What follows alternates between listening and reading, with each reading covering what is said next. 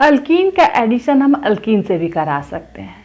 अगर हम अल्कीन का रिएक्शन करा दें सल्फ्यूरिक एसिड के साथ या फॉस्फोरिक एसिड के साथ, तो क्या होता है, हमें एक मिक्सचर ऑफ अल्कीन मिलता है, लेकिन जो अल्कीन मिलता है उसका मॉलिक्यूलर फार्मूला जो हमने पहले लिया रहता है उससे जस्ट डबल रहता है। अगर जैसे कि हम लोग अगर ब्यूटिलीन लिया है, आइसोब्यूटिलीन, तो हमें जो प्रोडक्ट मिलता है उसका मॉलिक्यूलर फार्मूला C8H16 हो जाता है, जो कि एग्जैक्टली डबल है जो हमने रिएक्टेंट लिया है उससे। और इस रिएक्शन को हम लोग कहते हैं डाइमराइजेशन रिएक्शन। चूँकि यहाँ पे जो प्रोडक्ट बन रहा है वो डाइमर है, एक डाइमर मतलब डाई मतलब टू, मर्स मतलब पार्ट, दो पार्ट मिलके एक प्रोडक्ट बना रहे हैं, इसलिए इसको हम लोग डाइमर बोलते हैं और इस रिएक्शन को डाइमराइजेशन रिएक्शन कहते हैं। इस रिएक्शन को अदर्स अल्कीन भी देते हैं।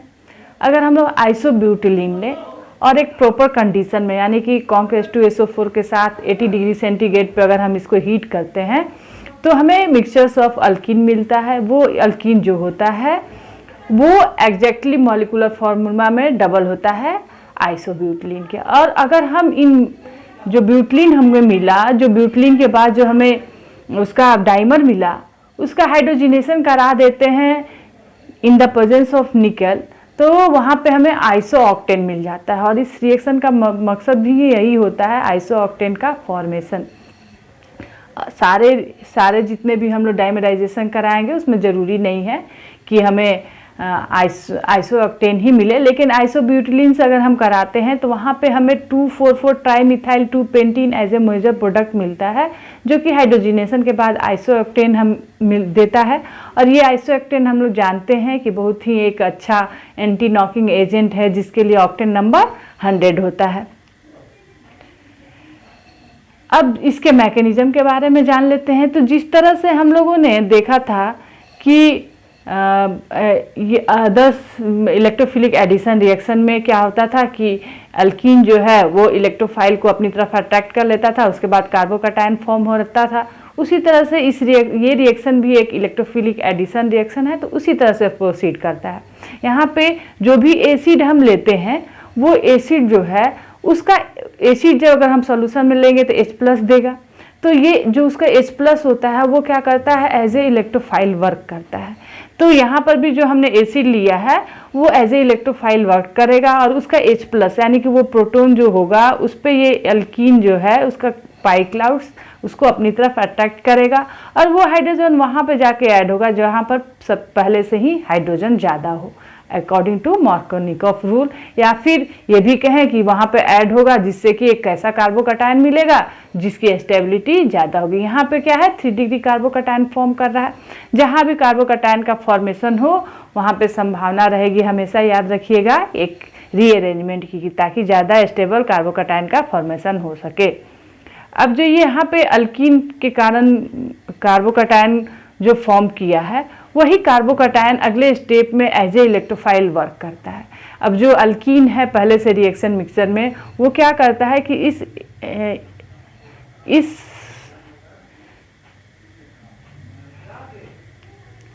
जो अल्कीन है हमारे पास रिएक्शन मिक्सचर में वो क्या करता है, इस कार्बोकैटायन को एज ए इलेक्ट्रोफाइल एक्ट करता है और उसका पाई इलेक्ट्रॉन जो होता है फिर इसको अपनी तरफ अट्रैक्ट करता है, कार्बोकैटायन को अपनी तरफ अट्रैक्ट करता है, जिसकी वजह से एक नया कार्बोकैटायन फॉर्म करता है जो कि पहले से बड़ा होगा, एक नया कार्बोकैटायन फॉर्म कर सकता है।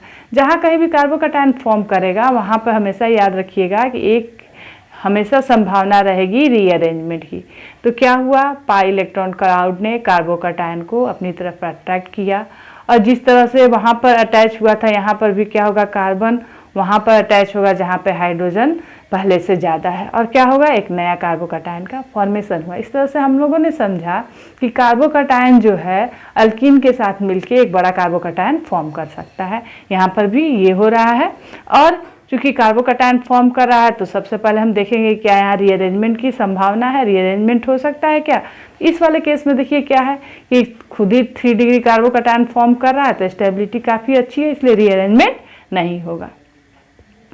अब जो कार्बोकैटायन बड़ा वाला फॉर्म कर गया सेकेंड स्टेप में, जो कार्बोकैटायन फॉर्म कर गया, यहाँ से एक हाइड्राइड का लॉस होगा। जो न्यूक्लियोफिलिक पार्ट बचा रह जाता है हमारे जो भी एसिड हम लेंगे उसमें एक न्यूक्लियोफिलिक पार्ट भी होता है, जैसे कि H2SO4 यहाँ पे हमने लिया है तो क्या होगा, H प्लस के साथ HSO4 माइनस भी होगा। तो वो HSO4 माइनस जो होगा वो यहाँ से क्या करेगा, एक हाइड्राइड को रिमूव कर लेगा। वो या तो ये हाइड्रोजन हो सकता है या फिर ये हाइड्रोजन, ये CH3 वाला हाइड्रोजन हो सकता है।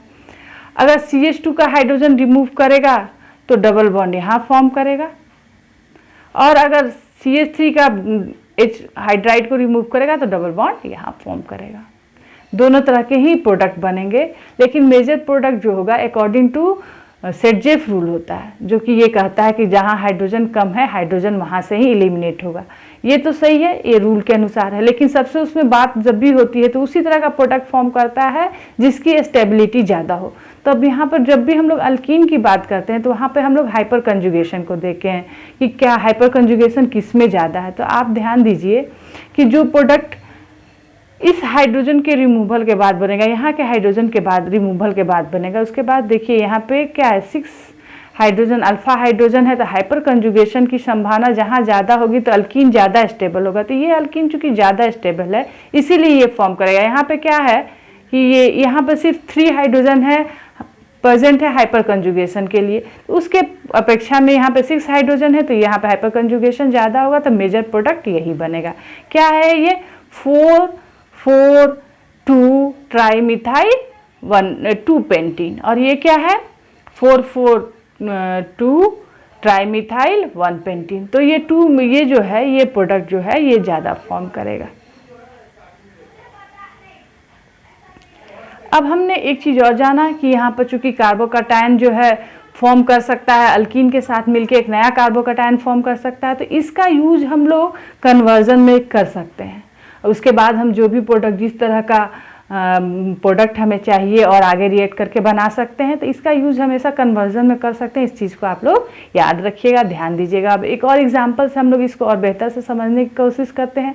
हमने इथीन लिया, सबसे सिंपलेस्ट अल्कीन है, और इसका रिएक्शन करा दिया H2SO4 के साथ, केवल H प्लस लिखा हुआ है यानी कि प्रेजेंट ऑफ एसिड है, यहाँ पे H प्लस प्रेजेंट है, और इसको हीट किया तो हमें as a major product 2 butene मिला। अब कैसे मिला, इसके मैकेनिज्म को थोड़ा सा देखते हैं। क्या होता है, जैसे पहले वाले रिएक्शन सारे इलेक्ट्रोफिलिक एडिशन रिएक्शन में होता है, पाई इलेक्ट्रॉन क्लाउड जो है H प्लस पे यानी इलेक्ट्रोफाइल पे को अपनी तरफ ले लेंगे और एक कार्बोकैटायन का फॉर्मेशन होगा। सिमेट्रिकल है तो ये H यहाँ भी ऐड हो सकता है और ये H यहाँ भी ऐड हो सकता है, इसमें कोई तकलीफ नहीं है। उसके बाद जो कार्बोकैटायन फॉर्म हुआ वो जो और इथीन है, चूंकि हमने 2 मॉलिक्यूल यहाँ पे लिया है, उसके लिए ये क्या काम करेगा, एज ए इलेक्ट्रोफाइल वर्क करेगा। ये क्या हो गया, अब यहाँ पे इलेक्ट्रोफाइल की तरह वर्क कर रहा है, किसके लिए, दूसरा जो अल्कीन है वो अल्कीन क्या करेगा, इस कार्बोकैटायन को अपने पर ऐड कर लेगा, और कहीं भी इस कार्बन या इस कार्बन किसी पर भी ऐड हो सकता है चूँकि सिमेट्रिकल है। अगर अनसिमेट्रिकल रहता तो हम देखते कि इसके एडिशन के बाद जो कार्बोकैटायन फॉर्म हो रहा है कौन सा ज़्यादा स्टेबल हो रहा है, वहीं पे जा वैसे ही ऐड होता है कि स्टेबल कार्बोकैटायन फॉर्म हो। यहाँ पर ऐड होने के बाद क्या हो रहा है, यहाँ पर ये ऐड होगा किसी भी इस कार्बन पर अगर ऐड हो गया मान लीजिए, तो क्या होगा 1 डिग्री कार्बोकैटायन फॉर्म करेगा। अब 1 डिग्री कार्बोकैटायन फॉर्म कर रहा है तो 1 डिग्री से हम देख सकते हैं कि यहाँ रीअरेंजमेंट क्या हो सकता है, तो हाँ हो सकता है। यहाँ पे यहाँ का हाइड्रोजन अगर यहाँ पे मूव कर जाए, 1 to हाइड्राइड शिफ्ट अगर हो जाए, यहाँ से हाइड्राइड अगर यहाँ शिफ्ट कर जाए तो क्या होगा, यहाँ से अगर एक हाइड्रोजन यहाँ शिफ्ट कर जाए तो यहाँ से प्लस चार्ज इस पर शिफ्ट कर जाएगा और हमें 2 डिग्री कार्बोकैटायन मिल जाएगा। तो ऐसा ही होगा, रीअरेंजमेंट होगा और 2 डिग्री कार्बोकैटायन का फॉर्मेशन होगा। अब 2 डिग्री कार्बोकैटायन का जो फॉर्मेशन होगा वहाँ से फिर देखिए क्या होगा, जैसे हमने देखा था इसके पहले जो न्यूक्लियोफिलिक पार्ट था वो क्या कर रहा था, हाइड्राइड का एब्स्ट्रैक्शन कर रहा था, तो यहाँ से भी ऐसे ही करेगा। या तो ये क्या कर सकता है, यहाँ से रिमूव कर सकता है, दोनों तरफ से कर सकता है, इस साइड से करेगा CH3 से कर सकता है या CH2 से कर सकता है।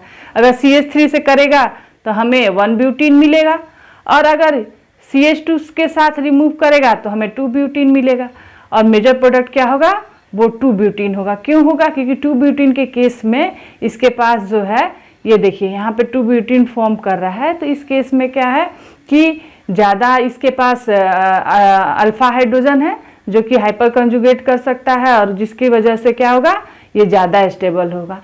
तो इस तरह से अल्कीन के केस में हमेशा स्टेबिलिटी हम हाइपर कंजुगेशन से देखेंगे और वही प्रोडक्ट फॉर्म करेगा जो ज़्यादा स्टेबल होगा। कुछ याद ना भी रखा जाए तो ये बात हमेशा याद रखिए कि कहीं पर भी वही प्रोडक्ट फॉर्म करता है जो ज़्यादा स्टेबल होता है।